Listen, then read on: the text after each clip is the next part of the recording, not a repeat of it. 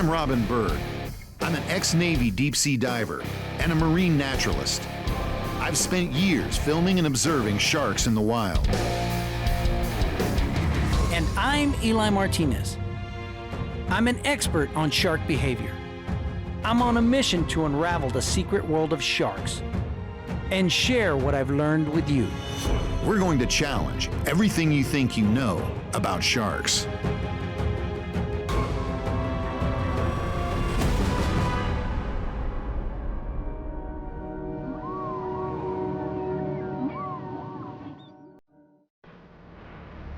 This is one of the most dangerous sharks in the world.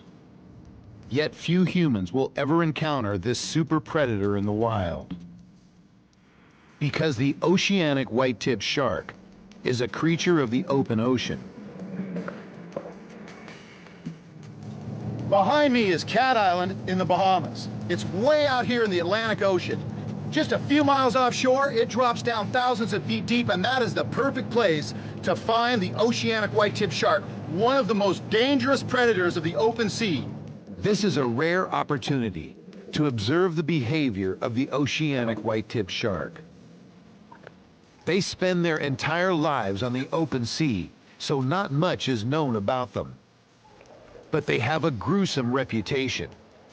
They're probably responsible for countless deaths of shipwreck survivors during the First and Second World Wars. But you can't blame a shark for being a shark. Eli and I want to understand more about this supreme predator of blue water. It's early morning, and we're heading a few miles offshore from Cat Island, where the oceanic white-tipped sharks have recently been spotted.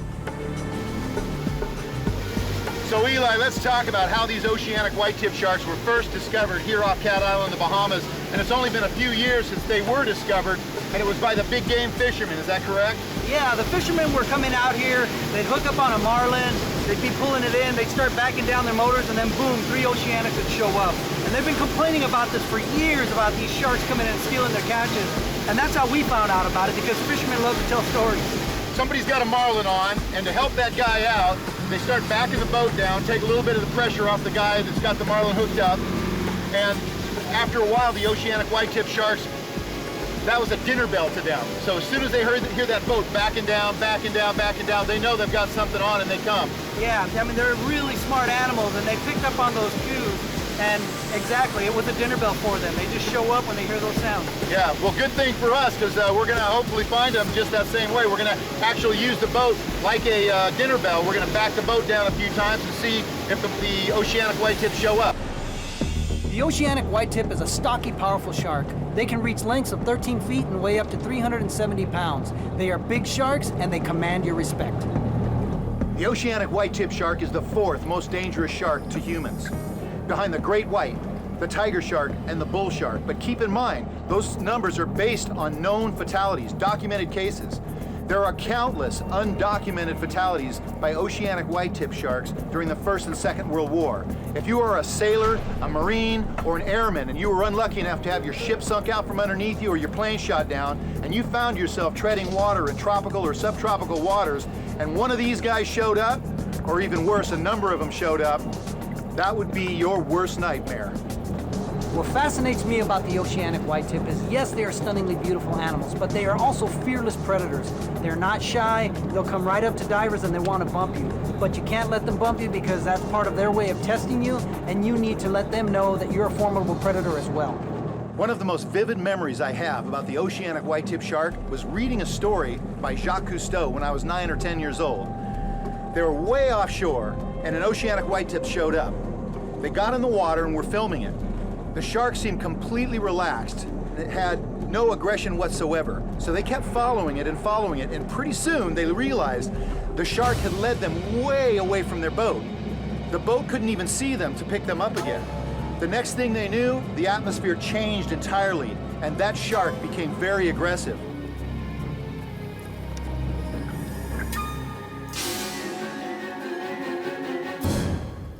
Our first challenge is finding the pack of oceanic white-tipped sharks.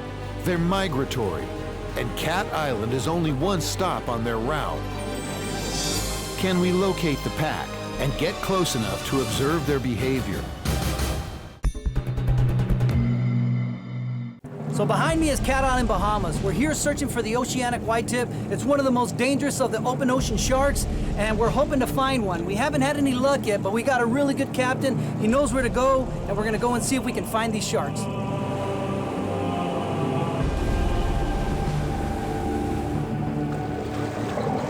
You notice how we're backing the boat up? This is part of how we're attracting the oceanics to the boat. What we're doing is we're replicating the sounds that the fishermen do whenever they got a fish on the line. And the oceanics have learned, they've been conditioned to hear that sound and come running to the boat to try to see if there's anything that they can steal off the fishermen's lines. We're also using chum and fish oil to attract the sharks to the area. So far we haven't seen any sharks, but this is a process. It takes time. I mean, these are pelagic sharks. They're world travelers. They don't just hang around a certain area. You know, and the reason they come here is they migrate through the area, you know, because this is part of a path where they come in to find prey, to find game. And so now it's just waiting and waiting and waiting and watching water and waiting for the sharks to show up. But that's what you do when you come out here. So with the hope of seeing our first shark, we keep the chum slick going. And finally, the first oceanic white-tip shark shows up, followed immediately by another.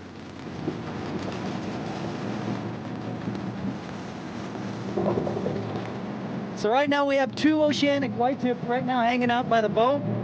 This is an extremely rare shark right here. And Cat Island is one of the few places in the world where you can find these sharks reliably, right? Because they've been overfished so bad that, you know, you can only find them in small areas. So Hawaii is one spot, the Red Sea is another, and Cat Island, Bahamas is pretty much right now the only place where you can reliably find them.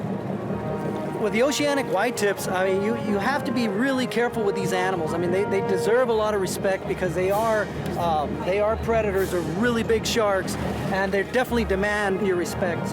What I like to do when we're in the water is, you know, you got to keep an eye on them. And rule number one, whenever you're diving with a dangerous shark like an oceanic, is never allow them to touch your body. And because these sharks are really curious, they don't run into things very often because they are pelagic sharks. I want to keep an eye on them all the time, and I don't let them near my body. And because if they bump, a bump can easily turn to bite, and that's what we're trying to avoid. Because if an oceanic bites you, I mean, it's game over because they do turn it on. They will turn on really fast. I'm not sure about Eli, but I've got this strange feeling, like we're about to parachute into a forest full of wild tigers. This shark in particular is known for being fearless and aggressive. Chances are we'll be dealing with a number of them, but this is the reason we came to this remote island.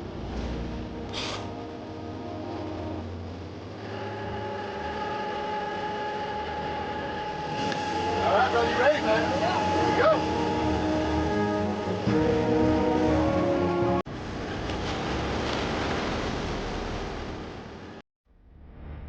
We're greeted immediately by the biggest shark, a 10-footer that calmly looks us over.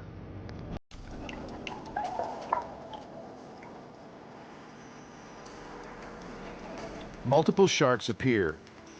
I have to keep shooting, but I also have to be aware of what's going on around me, especially behind me.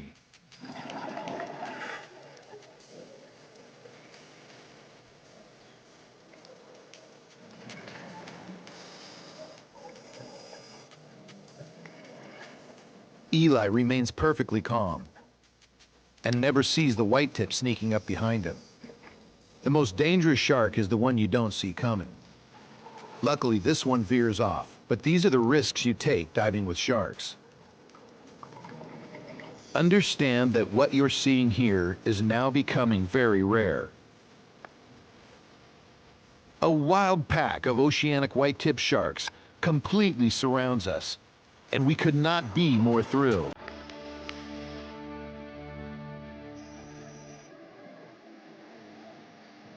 More oceanic whitetips are showing up. Eli signals. He now counts a total of 6 sharks.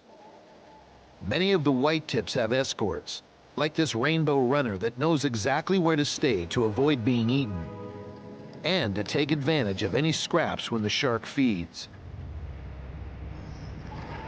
Eli decides to shake things up a bit and rattles the box of fish chunks. The reaction is immediate. Two sharks become agitated. Yet they still seem more curious than aggressive.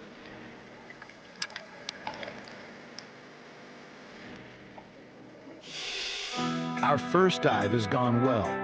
We have found the pack of oceanic whitetips. Next, we're going to attempt something unusual. Will this shark, that lives only in the deep ocean, drift over the reef with us into shallow water?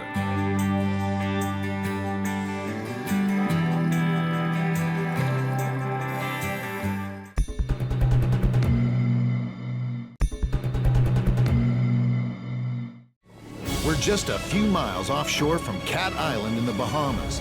We've come to this remote location to find one of the rarest and most dangerous predators of the open sea, the oceanic white-tip shark. So far, they've proved more curious than menacing, but we're fully aware of how quickly that can change. We're getting ready to try our first experiment. Will this pelagic shark that lives miles at sea drift with us into shallow water and possibly even feed? This would be very unusual behavior. First thing we're gonna do is we're gonna get in the water, we're gonna get them used to us being around, and hopefully we're gonna be able to do something different with them, which is actually bring them down to the sand and try feed off of the sand. And since these are open ocean pelagic sharks, we're not really sure how they're gonna like it or even if they're gonna like it at all. Normally, once we get close to the shallow water, oceanics tend to take off. They prefer the open ocean. They're not really comfortable around the reef and the sand, but we're gonna see if we can try to get one down.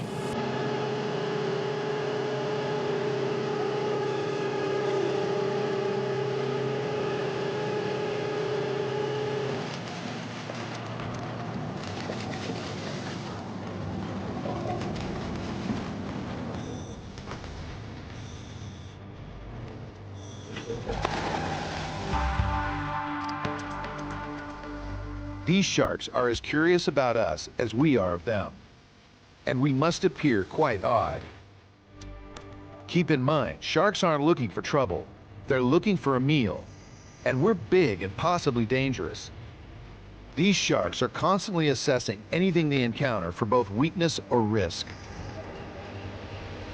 We now have 7 oceanic whitetips surrounding us. As we begin to drift closer to shallow water, will they become claustrophobic as we cross over the reef? Will they all head for the safety of open water? Or will some of them follow us into the shallows? We're now in 50 feet of water, and only 2 curious sharks have decided to follow us past the reef into the shallow water. The other 5 have disappeared. Eli investigates a stingray on the sandy bottom. Most sharks would see this ray as food, but oceanic whitetips are alien to the shallows, and the ray glides off unmolested.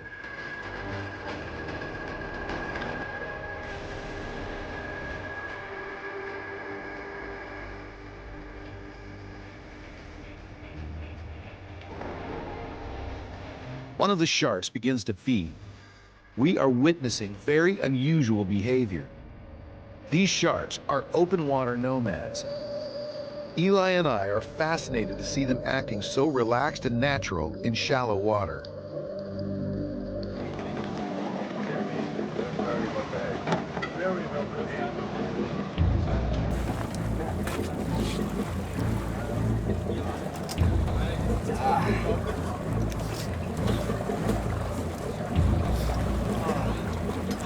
That was awesome, man. Woo. So Eli, we actually pulled it off. We got a couple of oceanic white-tip sharks to follow us in and drift right over the sand into 25 feet of water. This is an animal that lives miles at sea in thousands of feet of water, and we got a couple of them to follow us in and feel comfortable enough to feed in shallow water. That's really unusual behavior. It is, because again, these are pelagic sharks. You know, they spend all their time in the open ocean, so for them to come into the shallows is extremely rare. And it really shows the different individuals, because when we started out, we had a bunch of sharks around us, and by the end, we only had 2. That just truly shows the different personalities of these sharks. So it is, in your opinion, it really is a personality thing. Some of them are curious, some of them are bold, some of them are more timid, and some of them are just willing to just drift with these crazy people into the shallows and feel comfortable about it. Yeah, absolutely. And I really feel like, you know, by doing this, we're able to document more of these animals and understand them a little bit better, so we can get a really complete picture of these sharks. Our first experiment with the oceanic whitetip produced startling results, reminding us that our preconceived notions on shark behavior can often be wrong. Sharks are unpredictable. They are complex thinking animals, constantly assessing every situation. Our next experiment will be even more challenging. Eli Martinez will attempt to place an oceanic whitetip in a state of tonic immobility. Trying to put a shark in a state of tonic immobility is a dangerous maneuver. However, if a shark allows you to get to that point where you can put them in that state of tonic, it means that that shark and the diver have built up some kind of trust, some kind of bond, and the animal is allowing this interaction to happen. And that's the magic. That's what we're trying to accomplish here, is trying to see if we can bond with the animal, even for a moment.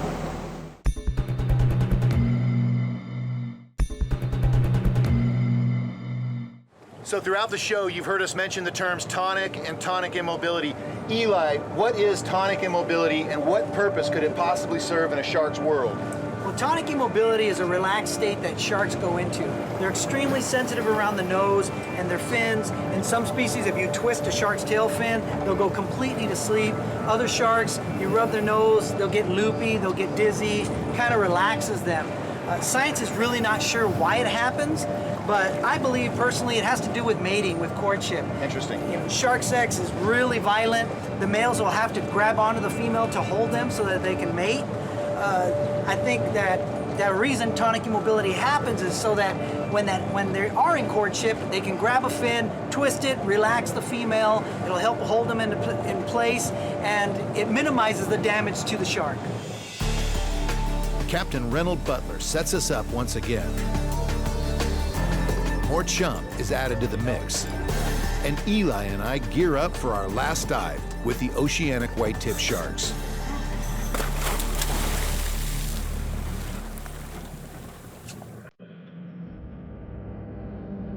We're greeted at the surface by a pack of oceanic whitetips, and at first they seem even more bold than the last dive.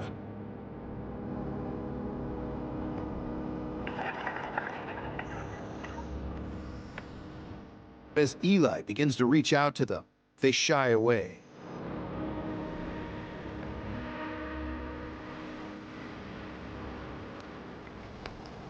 To place one of these sharks in tonic immobility, Eli will have to get a solid grip on the snout. But they seem to sense he is up to something and keep their distance.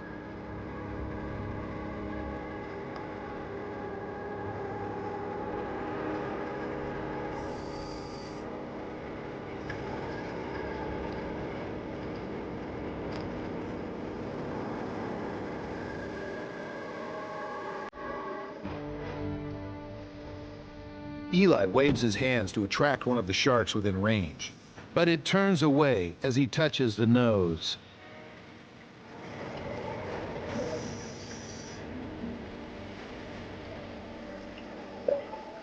Another approaches and gives Eli the same response. Given enough time, Eli would probably win the trust of these sharks to pull this off. But we are running low on air and our dive is almost over. Yet this experiment has been a success. This was still fascinating behavior. These sharks displayed caution mixed with curiosity. They are not killing machines, but top-level predators who survive by constantly weighing danger and opportunity.